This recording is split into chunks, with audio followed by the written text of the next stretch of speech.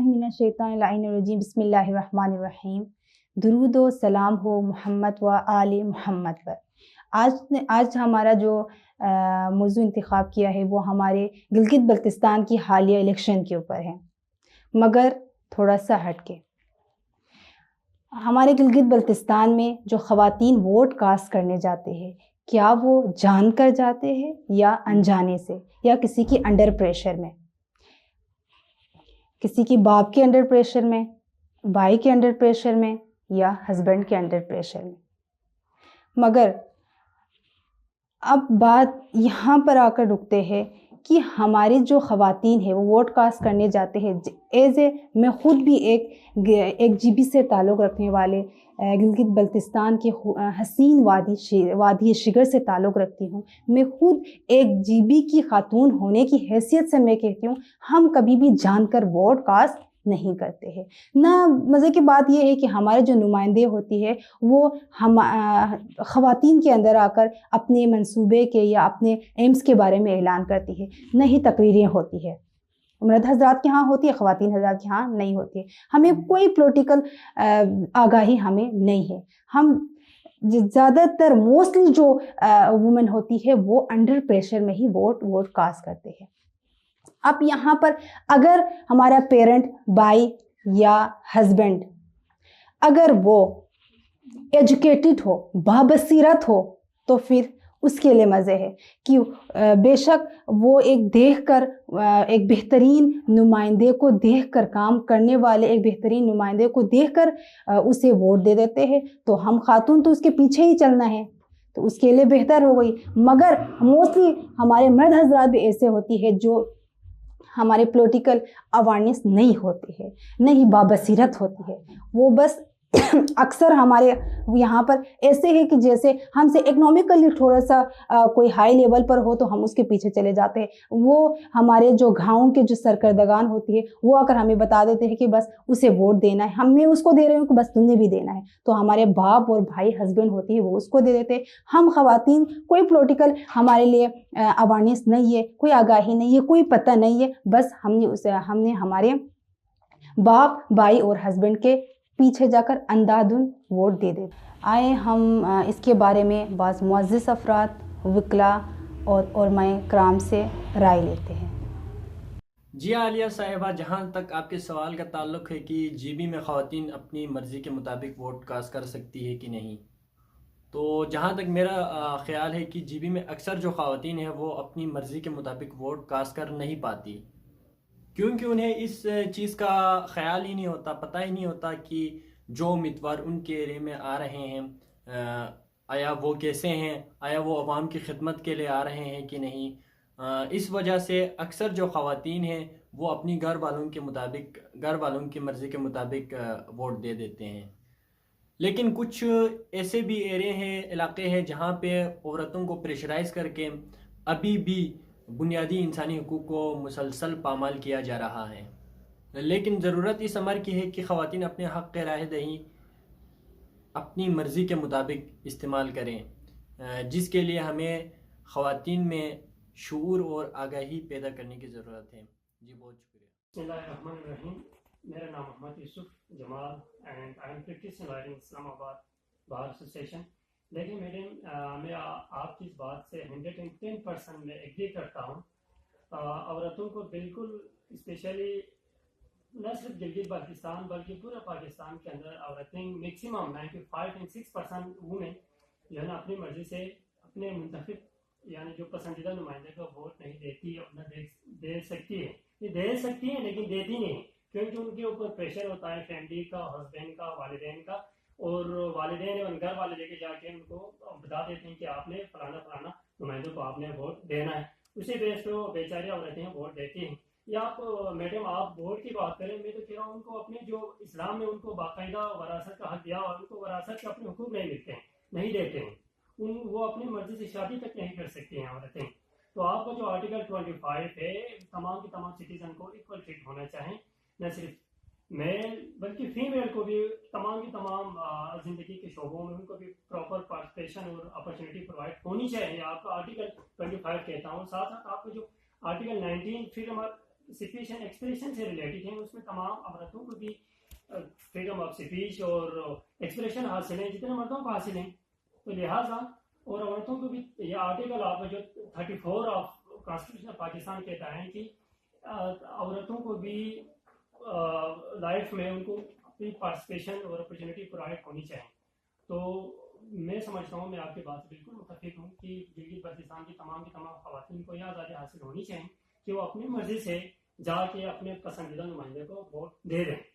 तो काफ़ी इसके ऊपर हमें काम करना पड़ेगा, लिटरेसी रेट को इम्प्रूव करना पड़ेगा, औरतों को उनके वरासत के हुकूक देने पड़ेंगे, अपनी मर्जी से उनको शादी के उनको अपनी आज़ादी हासिल होनी चाहिए, मर्जी हासिल होनी चाहिए।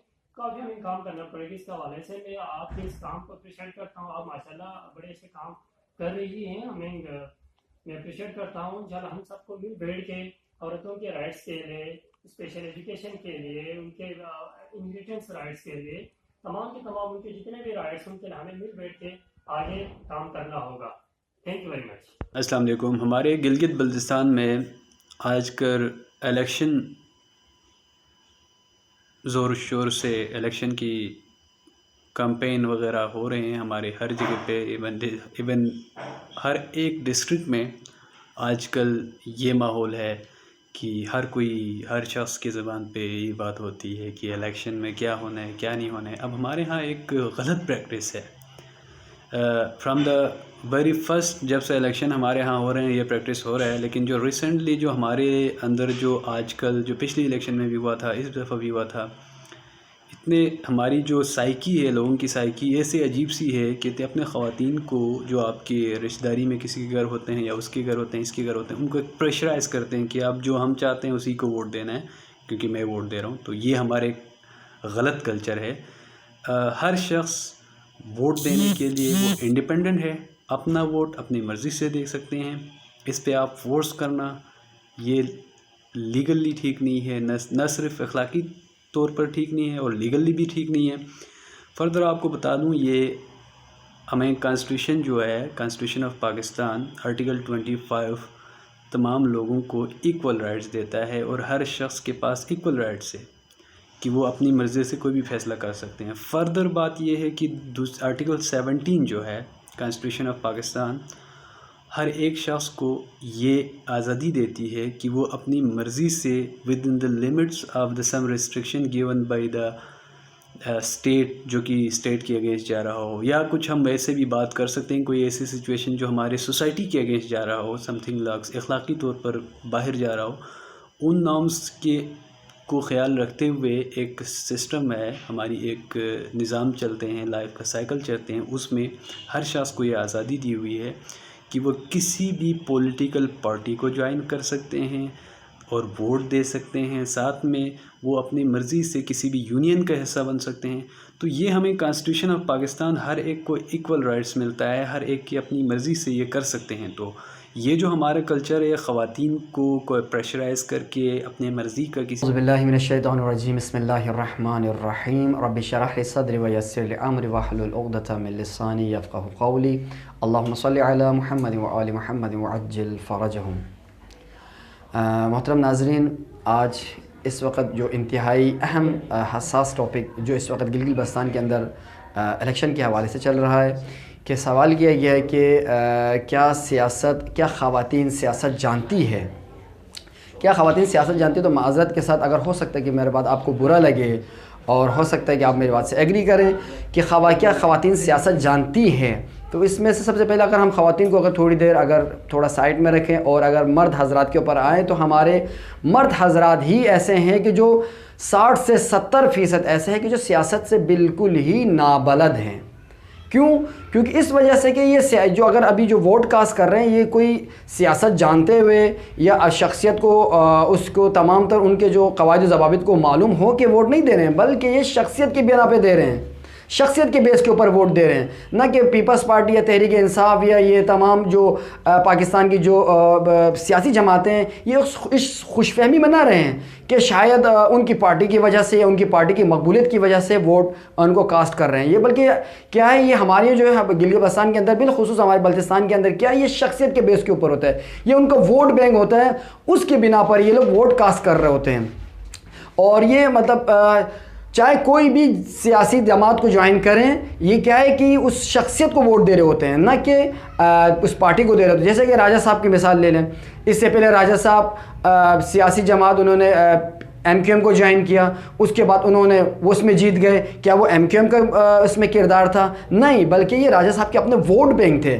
उसके बाद नाशाद की आप ले लें मिसाल, नाशाद ने अब तक कितनी जमातें चेंज की, लेकिन वो नाशाद के अपने वोट बैंक थे, जो कि चाहे वो कोई सी भी अपने तंजीम को ज्वाइन करे, किसी भी सियासी जमात को ज्वाइन करें, ये वोट उनको उनके पक्के होते हैं। और ना ही मतलब किसी उस बेस पे नहीं देते कि मसलन वो हुकूक के हवाले से या अपना क्या कहते हैं उसको तमाम मसाइल को देखते हुए इस वजह पे नहीं देते हैं। अगर इस चीज़ को आप क्लियर करें।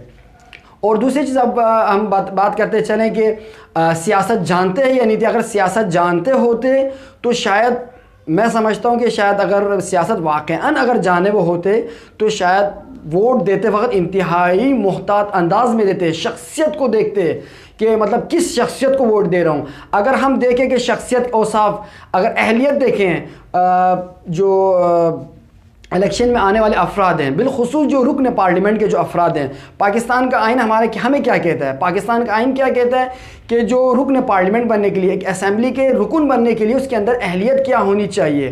पाकिस्तान का आइन बिल्कुल साफ़ और शफाफ अल्फाज के अंदर वासे अल्फाज में कह रहा है कि इसमें कोई हमें इसमें अबहम और शुबा होने की ज़रूरत नहीं है, हमें वाज़े क्लियर है। क्या कह रहा है आइन के आर्टिकल 62 1F और D के अंदर? आप ज़रा उसका मुताला करें, क्या कह रहा है उसमें? वाज़े अल्फाज के अंदर है कि पार्लियामेंट के अरकान की अहलियत के हवाले से, यानी उसके अंदर क्या क्या सिफत होनी चाहिए। चले ये बातें ठीक है कि 25 साल का होना चाहिए, पाकिस्तानी होना चाहिए, ये तमाम चीज़ें। उसके बाद इस्लामी रूह से क्या है? इस्लामी रूह से ये है कि उसके वो जो रुकन पार्लियामेंट के जो शख्स है, जो पार्लियामेंट के जो बनने वाला अरकान है, उसके अंदर ये अहलियत होनी चाहिए। मसलन नंबर 1 क्या है? यानी वो इस्लामी तालीमात से आशना हो, इंतहाई अहम है। यानी हमें देखें, हम क्या देखें, ये तमाम चीज़ को उस नुमाइंदे के अंदर परखें, उसके अंदर ये चीज़ें देखें कि वाक़ई वो इस्लामी तालीमात से आशना है, क्या वाक़ई वो कुरान और सुन्नत के ऊपर कारबंद है, क्या वो वाक़ई गुनाह कबीरा व सगीरा अगर ऐलान नहीं करता, क्या वो उसके ऊपर कोई अदालत के केस, ऐसा तो केस नहीं है जिसके ऊपर उसके मतलब उसके ख़िलाफ़ कोई फ़ैसला सुनाया गया हो। ये तमाम चीज़ें यानी मुत्तकी, पारसा, ये तमाम चीज़ें उस आइन के आर्टिकल 62 के अंदर मेंशन किया हुआ है। अगर इसके बावजूद अगर हम देखें, वाक़ई देखें, तो अगर इन तमाम शराइत को देखें तो हमारा वोट देना ही हराम है, हमारा वोट देना ही हराम है। क्या हमने इन चीज़ों को नहीं देखा? हमने इन तमाम औसाफ को नहीं देखा जिसकी वजह से पार्लियामेंट के अंदर, ये हमारे जो असम्बली के अंदर वो अफराद पहुँचे हैं जो कि बिल्कुल ही इस्लामी तालीमात से नाबलद, जिनमें ना कोई ज़ाब्ता अखलाक है, ना ही उनके अंदर जो है ना कि एथिक्स हैं, यानी उसूल और ज़वाबित उसके अंदर नहीं है, अखलाक नाम की चीज़ नहीं है। जिसकी वजह से क्या है, अब आप देखें हालिया दिनों में जब शिकर के अंदर एक जलसा हुआ, सरेआम एक जलसा हुआ जिसमें अली अहमद स्कर्दू के अंदर जो जलसा हुआ, उसके अंदर आप देखें अलल ऐलान सबके सामने और तमाम के तमाम जो अवाम है, अब हम उस अवाम को क्या कहें, उस अवाम को क्या कहें जो कि उस के तकरीर के ऊपर तालियां बजा रहे और शोर कर रहे हैं, सीटियां बजा रहे हैं। उसने क्या किया ख़वातीन के हवाले से? हमें उससे सरोकार नहीं है कि वो ख़वातीन जो भी हो उसका मुखालिफ हो कुछ भी, लेकिन एक नामूस इस्मत है किसी का, और ख़ातून जिस किसी तंजीम की भी हो, लेकिन उस खातून का इस तरह नाम लेना, आप देखो मरियम नवाज़ के हवाले से बाकायदा नाम लेकर उसने क्या अल्फाज इस्तेमाल किए। हालांकि उसी वक़्त उलमाए कराम भी स्टेज पर तशरीफ़ फरमा थे, हालांकि इंतहाई एक अखलाक से घिरी हुई एक हरकत थी ये। एक उसके बावजूद क्या किया कि उसने इतना मतलब उस खातून के ख़िलाफ़ उन्होंने खातून के बारे में एक नाज़ेफ़ा अल्फाज इस्तेमाल किया, क्या आवाम को खुश करने के लिए। हालांकि ख़ुद अगर उलमाए कराम वाक़अन यकीनन हो सकता है उलमाए कराम ने इसके शायद उसके ऊपर बाद में डिस्कस किया हो, लेकिन उस वक़्त अलल ऐलान आके कहना चाहिए था, इस चीज़ के ऊपर इसको तरदीद करना चाहिए था, कंडेम करना चाहिए था, ताकि एक उलमा की इज़्ज़त और उनके एक वक़ार वाक़अन बुलंद होता। लेकिन क्या हुआ, अभी सोशल मीडिया के ऊपर एक बहुत ज़्यादा एक इसके ऊपर मतलब तनकीद और क्रिटिसाइज़ और अजीब व गरीब किस्म की बातें हो रही हैं। अब एक और बात चीज़ अगर देखें, हम अगर वाक़यान अगर सियासत से वाकिफ़ हैं या सियासत से वाक़यान हम लोग आशनाई हमारे को हासिल है।